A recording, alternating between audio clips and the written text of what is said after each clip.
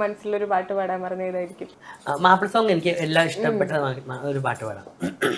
ഇല്ല പൊന്നി ജീവിതം ഷഹനായി പാടി നമ്പരം എൻ്റെ കളിമൺകൂരയും തോരുന്നു തോരാമാരിയിൽ ജന്മത്തിലാദ്യം കിതാബിലെഴുതി എല്ലാമേ നീയും പെരിയോനെ ഞാൻ അറിഞ്ഞില്ല എന്നെയും വിട്ട് നീ പോകുമെന്ന് ജീവനെ കണ്ണുനീരും ബാക്കി തന്ന് പോയി മറിഞ്ഞു എനിക്കിനാവും കണ്ണുനീരും ബാക്കി തന്ന് പോയി മറഞ്ഞോമലെ എൻ്റെ ഓമലെ റബ്ബിയാ മന്നാൻ തുബ്തു യാ റഹ്മാൻ സാലൈനൈനി തുബ്തു യാ റഹ്മാൻ അസ്ഹലു ഫീ കുല്ലി ലൈൽ അൻഹശു ഫീ കുല്ലി ഹാലി അൻത ഐനാ യാ ഹബീബി അൻത യാ മൗലായ. ഭയങ്കര ഒരു ഉള്ളിലേക്കുന്ന ഒരു പാട്ടാ. മനസ്സിലെ എനിക്ക് ഇഷ്ടപ്പെട്ട പാട്ടാ. എനിക്ക് വിഷമം വരുന്ന സമയത്ത് ഞാൻ കേൾക്കുന്ന പാട്ടാ. ആ പാട്ട് കേട്ടിട്ട് ഞാൻ അങ്ങനെ കരയുന്നു. ഒരു പാട്ട് ഓഫാകുമ്പോ വീണ്ടും കേട്ടിട്ട് കരയും. സ്പോട്ടിഫൈയിലൊക്കെ പറയുന്ന പോലെയാണോ, വിഷമം വരുമ്പോ ഞാൻ ഒരു പാട്ട് കേൾക്കും, പക്ഷെ അതിനിടയിൽ പരസ്യം കയറി വരും. അല്ല, കുറെ പാട്ടുകളുണ്ട്. ഇപ്പൊ ഞങ്ങളുടെ ലൈഫിൽ ഇൻസ്പയർ ചെയ്താൽ ഞങ്ങളുടെ ലൈഫിൽ ഇഷ്ടപ്പെടുന്ന കുറെ പാട്ടുകളുണ്ട്.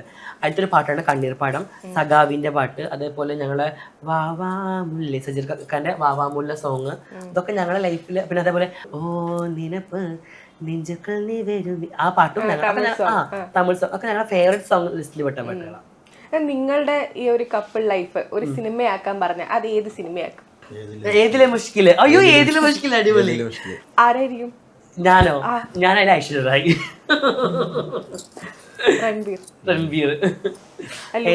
പറഞ്ഞാണോ രൺബീർ? അല്ല, ഒന്നാമത് ആഷിക്ക് എന്നെക്കാട്ടിയും ഏജ് കുറച്ച് കുറവാണ്. എന്റെ ഒരു 1.5 വയസ്സിന് ചെറുതാണ്. ചേച്ചിന്ന് വിളിക്കടാ. വീട്ടിലങ്ങനെ പറയാറുണ്ടോ ചേച്ചിന്ന് വിളിക്കടാന്നൊക്കെ? ഇല്ല, ഇടക്ക് പറയും. എന്നോട് കളിക്കരുത്, ഞാൻ നിന്റെ മൂത്തതാണ് പറയും ഇടക്കൊക്കെ തമാശക്ക്.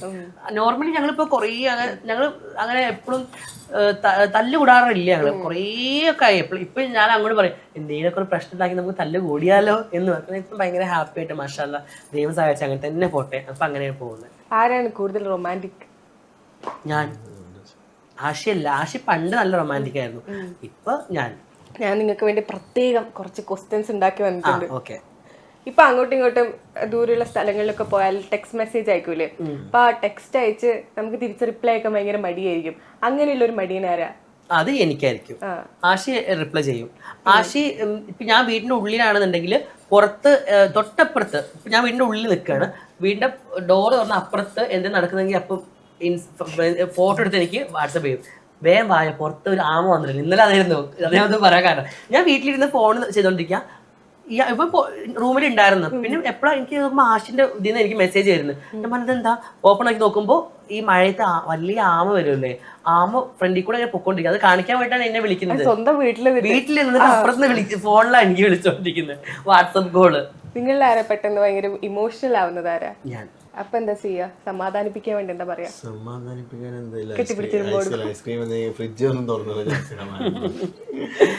ഞാൻ പെട്ടെന്ന് ഇമോഷണൽ ആവും, പെട്ടെന്ന് ദേഷ്യപ്പെടും, പെട്ടെന്ന് ഇതാവും. പക്ഷെ ഞാൻ മറക്കും പെട്ടെന്ന്, എല്ലാം ഞാൻ മറക്കുന്ന ഒരു ടീം ഒരു.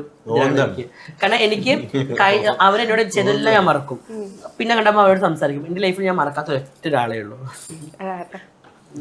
ഞാൻ പറയത്തില്ല, അതെന്റെ ലൈഫ് കൊളാക്കിയാണ്.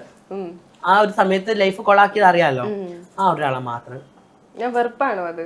വെറുപ്പില്ല, എനിക്ക് ഞാൻ എല്ലാ ഇന്റർവ്യൂ പറഞ്ഞ പോലെ എനിക്ക് കൺമുമ്പിൽ കണ്ടു കഴിഞ്ഞാൽ വെടി വെച്ച് ദേഷ്യമാണ്. അത്രക്ക് എനിക്ക് ഇഷ്ടമല്ല അയാളെ പേര് പോലും പറയാൻ. അപ്പൊ നിങ്ങളുടെ ലൈഫ് സിനിമയിൽ അഭിനയിക്കാനാണ് ഏറ്റവും കൂടുതൽ ആഗ്രഹം? ആരുടെ കൂടെ അഭിനയിക്കാനാണ് താല്പര്യം? ഫഹദ് ഫാസിലിനെ ഇഷ്ടമാണ്. പിന്നെ ഏത് ഇതായാലും എനിക്ക് ഏതായാലും നല്ലൊരു ക്യാരക്ടർ വിഷമം ഒരുപാട് ത്രൂ ഔട്ട് സിനിമയിൽ വേണം. ചാൻസ് ചോദിക്കാറുണ്ടോ ഏതെങ്കിലും ഡയറക്ടറിന്? ഇല്ല, ഞാൻ ഇതുവരെ അങ്ങനെ ചാൻസ് ചോദിച്ചിട്ടില്ല. പക്ഷെ എനിക്ക് നല്ല കുറച്ച് പ്രൊജക്ട് ഇതിന്നൊക്കെ കോള് വന്നിട്ടുണ്ടായിരുന്നു.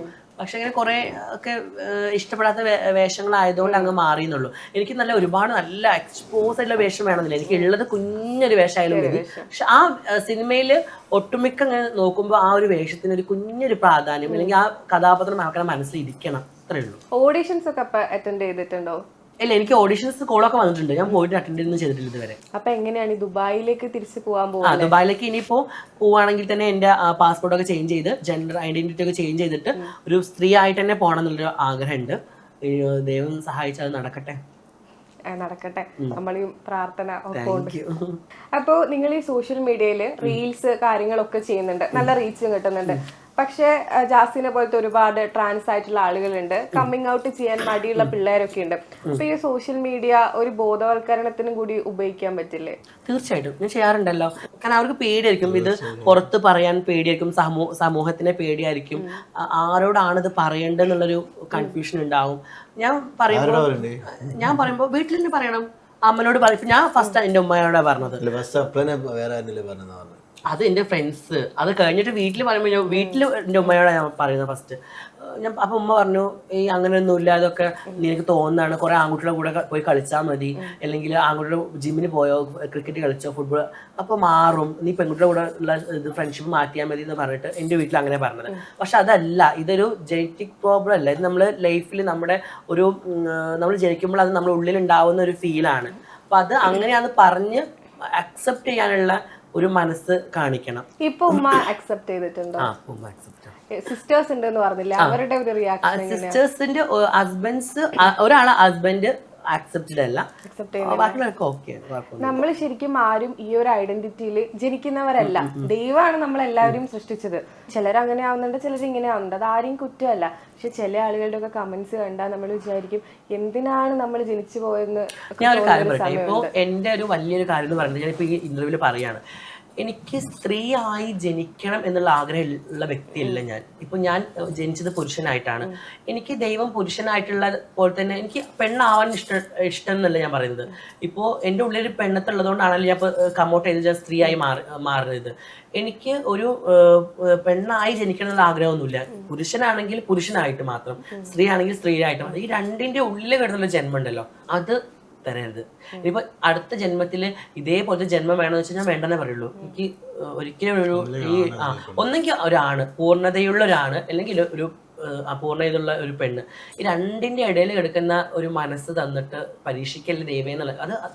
അത് അനുഭവിച്ച് ആ ഒരു വിഷമത്തിലൂടെ കടന്നു വരുന്ന ആൾക്കാർക്കേ മനസ്സിലാവുള്ളൂ. എല്ലാവരും പറയും, എന്ത് സിമ്പിളായിട്ടാണ് പറയാം, 9 ചാന്തുപൊട്ട് കൊണ്ട്, അല്ലെങ്കിൽ കോൽക്കളിക്കാരൻ.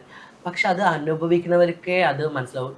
അല്ലെങ്കിൽ ദൈവം എനിക്ക് ഒരു കണ്ണ് ഇല്ലാതെ ജനിപ്പിച്ചോട്ടെ, കൈ വേണ്ട, കാല് വേണ്ട, അല്ലെങ്കിൽ എനിക്ക് ഊമ ആയിക്കോട്ടെ, ഞാൻ കുഴപ്പമില്ല. അവരുടെയൊക്കെ എല്ലാവർക്കും സഹതാപമാണ്. കാരണം ഒരു കണ്ണില്ലാതെ കുട്ടികളോ കാഴ്ചയില്ല പാവല്ലേ, അല്ലെങ്കിൽ ഊമയാണല്ലേ പാവല്ലേ, അല്ലെങ്കിൽ കൈയില്ല, എനിക്ക് അങ്ങനെ ആയാലും കുഴപ്പമുണ്ടായിരുന്നില്ല. ഈ ഒരു ജന്മം വേണ്ടിയിരുന്നില്ല എനിക്ക് തോന്നാറുണ്ട്. അതല്ല, ഈ എന്നെ പോലെ ജനിച്ച് ഇങ്ങനെ നിൽക്കുന്ന ആൾക്കാരൊക്കെ ഒക്കെ ആ വേദന ഉണ്ടാവും. കാരണം നമ്മൾ ആരും ഒരു പെണ്ണാവണം എന്നൊരു ആഗ്രഹത്തിൽ വന്നതൊന്നുമല്ല. നമ്മുടെ ഈ ലൈഫ് ഇങ്ങനെ ആയതുകൊണ്ട് നമ്മുടെ മനസ്സ് മുഴുവൻ കൂടുതലും ഒരു 100% എടുക്കുമ്പോൾ അതൊരു 75% ഒരു 80% നമ്മൾ പെണ്ണിന്റെ മനസ്സായതുകൊണ്ട് നമുക്ക് ആണിലേക്ക് പോകാൻ പറ്റാത്തൊരു വിഷമമാണ്. ഇപ്പൊ ആശി ഒരാളാണ്, ആശി നാളെ സാരി ചുറ്റി നടക്കൂ, ഇല്ല, ആണുങ്ങൾ ഒരിക്കലും സമ്മതിക്കില്ല. ആണുങ്ങൾ എപ്പോഴും ആണുങ്ങളെ ഒരു പവർ അല്ലാതെ പെണ്ണുങ്ങളാകുമ്പോഴാണ് ഒരു സാരി ഒക്കെ എടുത്ത് നടക്കുന്നത്. ഇപ്പോൾ ഞാനൊരു പക്ക ആണാണെന്നുണ്ടെങ്കിൽ ഒരിക്കലും ഞാൻ ചെറുതായിട്ടുള്ള സാരി എടുത്ത് ഞാൻ സമൂഹത്തിന് മുമ്പിൽ ഇറങ്ങും, ഒരിക്കലും ഇറങ്ങത്തില്ല. അത് നാണക്കേടല്ലേ. നമ്മുടെ ഉള്ളിൽ സ്ത്രീ ഉള്ളതുകൊണ്ടല്ല നമ്മൾ ആ ഒരു ശൈലിയിലേക്ക് മാറുന്നത്. അപ്പൊ ഇനിയൊരു ജന്മം ഉണ്ടെങ്കിൽ ഒരിക്കലും ഇങ്ങനെ ആയിട്ട് ജനിക്കരുത്.